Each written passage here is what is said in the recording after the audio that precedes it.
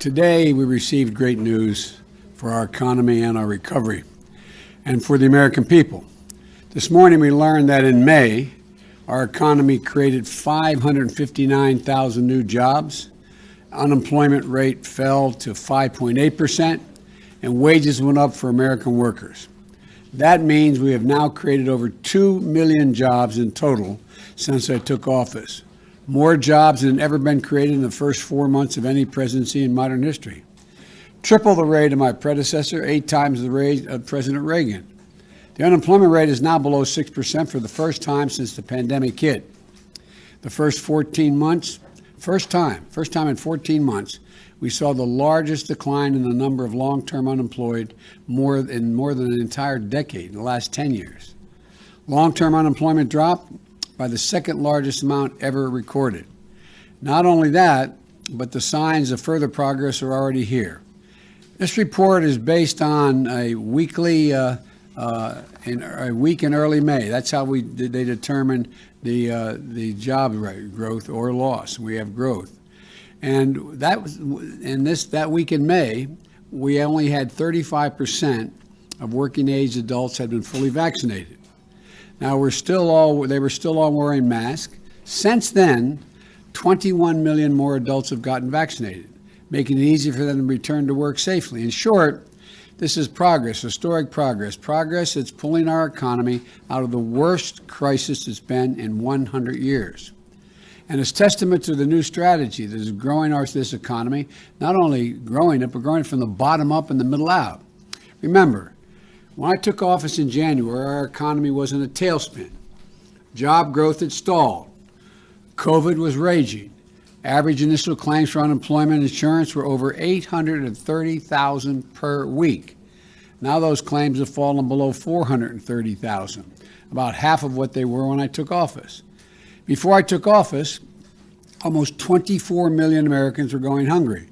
Remember those long lines of cars, miles long, people waiting for just a box of food to be put in their trunk? That number has already dropped by 25%. Still too many, but clear progress. Before I took office, independent experts were projecting that the American economy would grow by 3 or 4% in 2021, this year. This week, the Organization of Economic Cooperation and Development, the so-called OECD, which makes up a group, includes the world's largest economies in its membership, and has been one of the leading bodies analyzing economic growth worldwide in individual nations, increased their projection for U.S. economic growth this year to 6.9% in 2021. That's the fastest pace in nearly 4 decades. In fact, the U.S. is the only major economy where projections of future growth are stronger today than they were before the pandemic hit in 2020. And in May, manufacturing activity was nearly as strong as it was in more than 15 years, stronger than in 15 years. No other major economy in the world is growing as fast as ours. No other major economy is gaining jobs as quickly as ours. And none of this success is an accident. It isn't luck. It's due in no small part, first of all, the cooperation of the American people in responding to my effort to get COVID under control, wearing masks initially and getting vaccinated. And it's no small part to the bold action we took by passing the American Rescue Plan. The plan provided those resources to get shots in people's arms, underwrite the vaccination effort, enough vaccine supply for every single American, more vaccinators, people to put shots in the arms, and more vaccination sites. And now, 52% of American adults are fully vaccinated. 75% of our seniors are fully vaccinated. And the American Rescue Plan delivered economic benefits directly to the American people. Because of that law, more than 167 million of those rescue payments of up to $1,400 have gone out to individual families. A recent study, the Census Bureau data, found just how much these checks mattered. They drastically reduced depression, according to the study, anxiety, and hardship for families. More than 40% fewer families struggle to afford food, rent, utilities, car payments, student loans, and healthcare expenses. Small businesses and restaurants were getting killed. Now we're delivering loans and support they need to reopen and to stay open. Schools are struggling to reopen, so we made vaccinating teachers a priority. We delivered schools the much support they needed.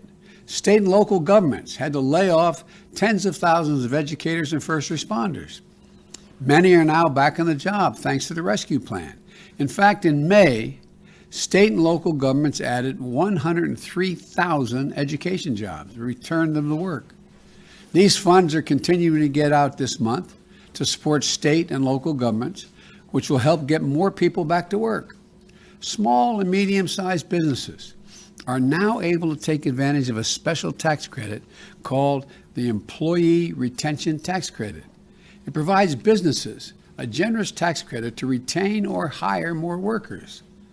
Through our Restaurant Revitalization Fund, we anticipate being able to help over 100,000 hard-hit restaurants stay open or reopen. And beginning next month, most families with children will be getting a tax cut, which should be going and deposited in their accounts directly into their bank accounts every month. We know that access to child care is one of the biggest barriers in the way of parents going back to work. Our administration is delivering $39 billion in child care relief to help child care providers get back on their feet, the providers, and serve more families. And this month, our economy added nearly 20,000 more child care jobs that weren't there last month, in fact, allowing parents to have access to get help.